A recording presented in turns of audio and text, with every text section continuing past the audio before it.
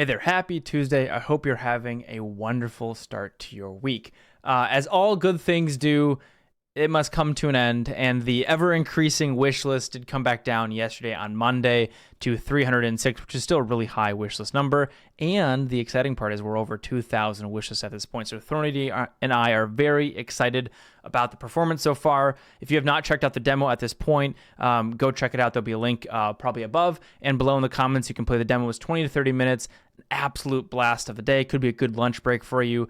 And make sure you wish list it as well. And if you've already played it, go leave a review for the demo. I have no idea if this helps, but it is fun to see 34 positive reviews over on the Steam page. But that's not what I wanted to talk about today.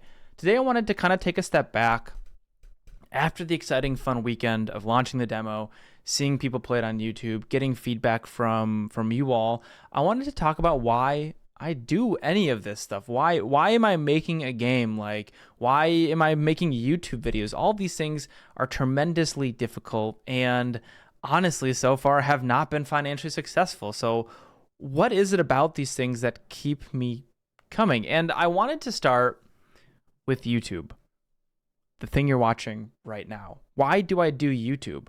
And I think it's incredibly important to understand these whys. Why you're doing something can honestly help to min-max the journey, can help min-max the decision making you're doing. Heck, my ability to make a YouTube video in I'm making this at 8 o'clock. It's gonna probably be live by 10 o'clock. Like, I want to make a YouTube video quick and dirty because I just want to share my journey with you. My goal for this is to act as kind of an outlet for me to express my emotions. It's kind of a visual journal and novel. And although I think a bunch of you have gone and wishlisted my games or purchased my games over on Steam, like, I honestly don't think that that's necessarily the reason I'm doing this or still doing this after about, I think this is my 4th year of doing YouTube. The main reason I still do it is because I enjoy doing it. I enjoy making videos and parsing my thoughts into a way that can bring you along on my story, on my journey. I was talking to somebody doing game dev coaching yesterday, and they were saying that they really enjoy my journey because they can empathize with it and connect with it. And I think that's part of it, is that a lot of indie creators that we hear getting talked about are the people who have had the viral successes. Stardew Valley, Balatro, Schedule One, probably Megabonk at this point. Like, these are really, really popular viral games, and people have made millions, and they deserve to be talked about because what they've created is truly special. But I think if you're looking at becoming a full-time indie game developer, odds are your journey is going to look a lot more like mine. I'm excited to someday make a video saying, here, I'm finally a profitable game developer, but I'm frankly not at that point. And there's videos on this channel. I don't know why I'm pointing that way. Maybe the channel's behind me at this point. Yeah, the videos are behind us. We've talked about them.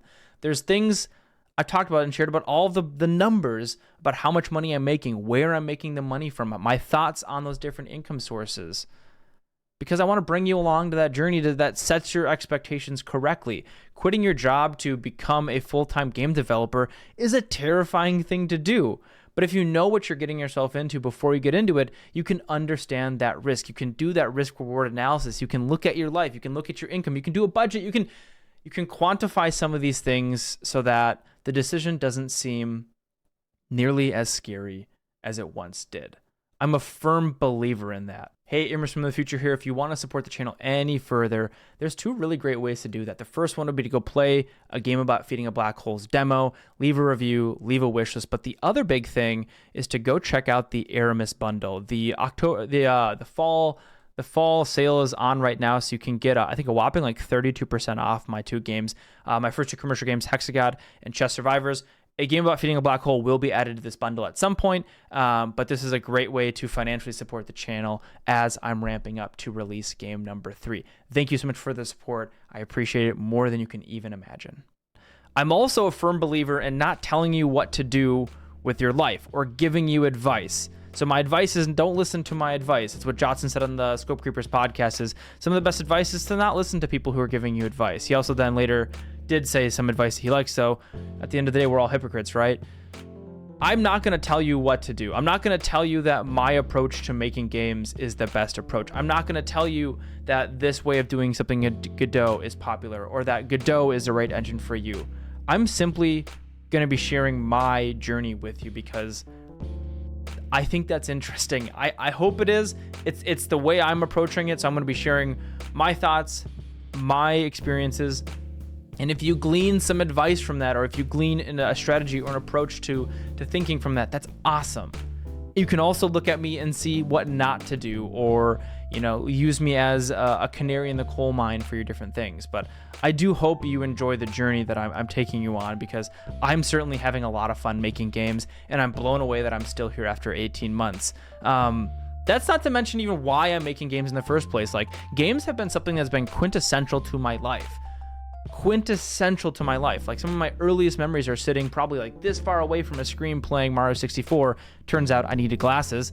But I've been playing games for as long as I can remember. Some of my favorite relationships and memories with my friends are playing board games for hours on end, or playing Magic the Gathering on Friday Night Magics, or sitting down and playing League of Legends, or World of Warcraft, or StarCraft 2. And like, these connections I've built and these friendships and these things I've done over the years are so central to who I am.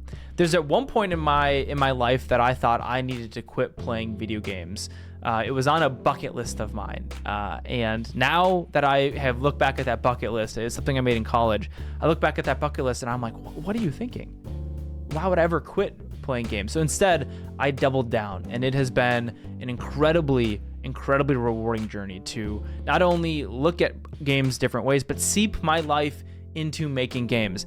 I spend almost all of my time playing, thinking, making games, whether that's playing D&D with my friends, or board games, or video games, or making games for me on this channel, and sharing my journey with you as I figure stuff out along the ways. It's something that my brain just loves doing. Life is really challenging sometimes, and video games can always offer a moment of respite from some of those challenges, and that's something that I've definitely used in my life for a negative, right?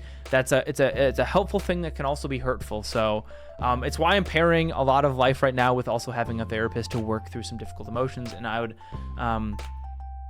would be quite lost had I not done that. I'll be quite frank with you. So I make games and I play games because I really enjoy them, and they mean a lot to me. And that's about it. I hope you're having a good week. And if you're not, know that that's okay too. I've been Aramis. Thank you so much for watching. I'll see you next time. Bye-bye.